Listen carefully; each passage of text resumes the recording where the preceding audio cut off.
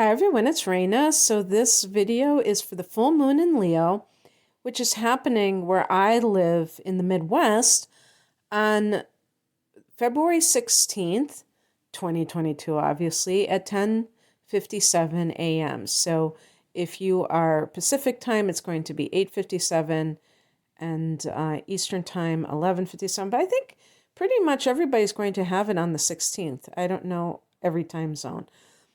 So,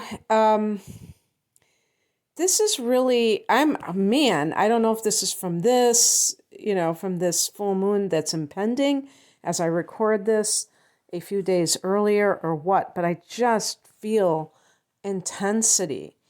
Even though Leo is a fire sign and it's not supposed to be so,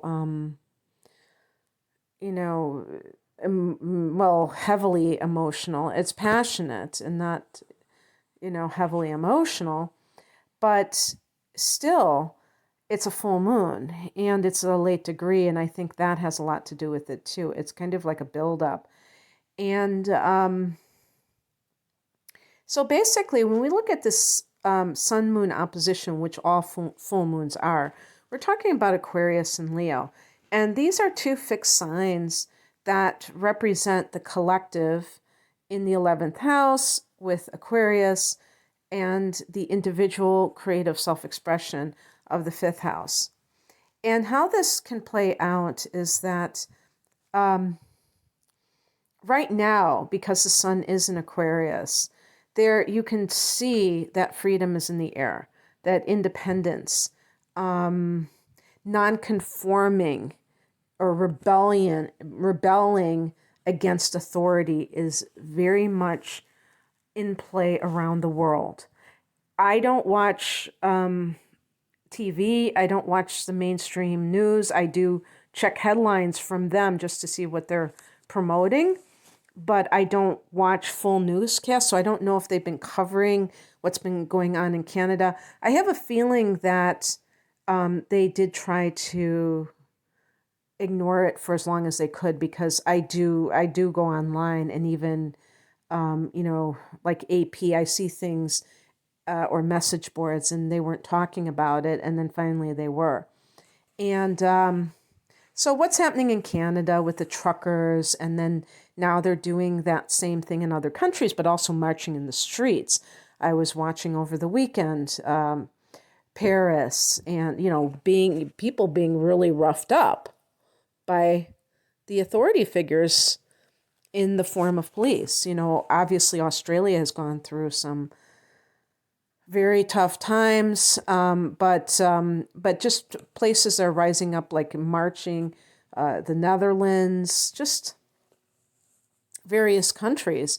And they are being characterized mischaracterized in a way that I think is not going to hold much water, because people can tell that the narrative is not matching the reality.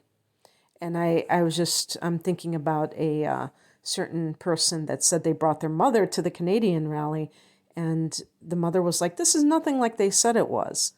And so people are starting to see that they're being given this very big distortion. And so anyway, it doesn't even matter what your political views are. If you believe in freedom, then it's all good.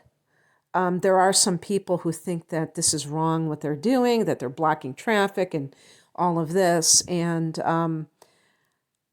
in any case, we can see that the Aquarian energy is really reaching a fever pitch. And when we talk about Leo, and by the way, with the 11th house of Aquarius, we're talking about the collective, that we are stronger when we are united, when we have a cause, that when we're fighting for our own sovereignty as a group rather than being splintered. And the brotherhood of men, you could call it.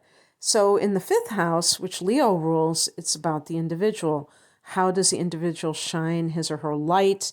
It can deal with the artistic, the romantic, and Leo, to me, first and foremost, is about dignity. So we use the word pride, and some people think that pride is a negative word overall, and it's not. It's not. It just means that we have the right to live without being demeaned. And part of that being demeaned is the way that we are treated by our government, in my opinion. So all of these things can come into play. And, it's a shame because I really like to talk about these things. And I do get concerned that certain people kind of get turned off to that because they think it's some kind of a political agenda. And it totally isn't, because whether or not you have certain beliefs about certain issues, when someone else is being denied their own freedom for what they feel is right, I don't think that we have a just society. And it's been kind of complicated by some of the particular things that are going on that people are fighting against, because some people say that if you care about other people, you're going to want to do certain things. And I just think that it has finally gone too far. It's reached the tipping point. And I feel like this full moon is really part of that tipping point, because you can just see on different fronts that things are starting to boil over or at least heat up to the point of that, whether it's a disclosure that kind of gets the dominoes falling, or some, event that elicits a lot of sympathy. Oh yeah, and what am I talking about? World War III. How about that? And I'm not joking about that, but I'm just saying that there's a lot of stuff going on at the same time. And this is kind of informing me that this full moon is going to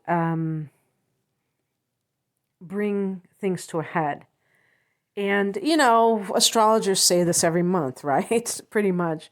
But I do feel that the later degrees of a full moon are particularly potent. So, we shall see what transpires. But I just have this real strong feeling about it, just based on, my own physical reactions. Also, I would like to just talk about what kind of moon this is. I'm reading this verbatim from almanac.com, so you might be interested that this is the snow moon.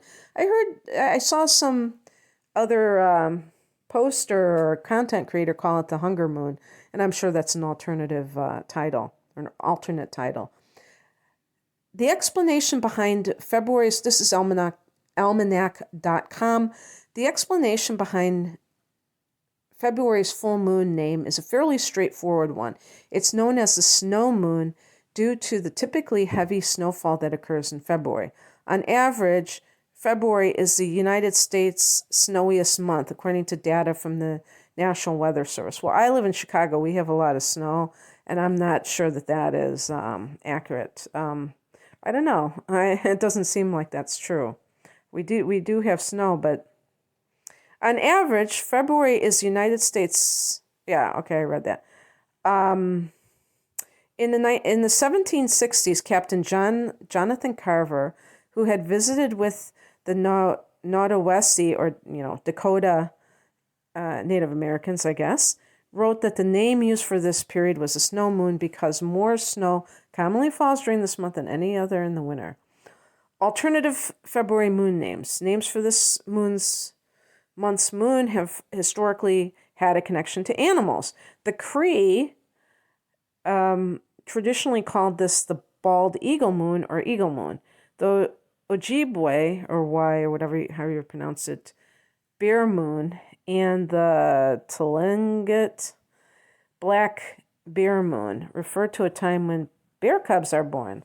The Dakota also call this the raccoon moon. Certain Algonquin people named this the groundhog moon, and the Haida, or whatever, named it goose moon. Another theme of this month's moon's names is scarcity. The Cherokee names of the month of the bony moon and hungry moon give evidence to the fact that food was hard to come by at this time. Wow, that's pretty interesting.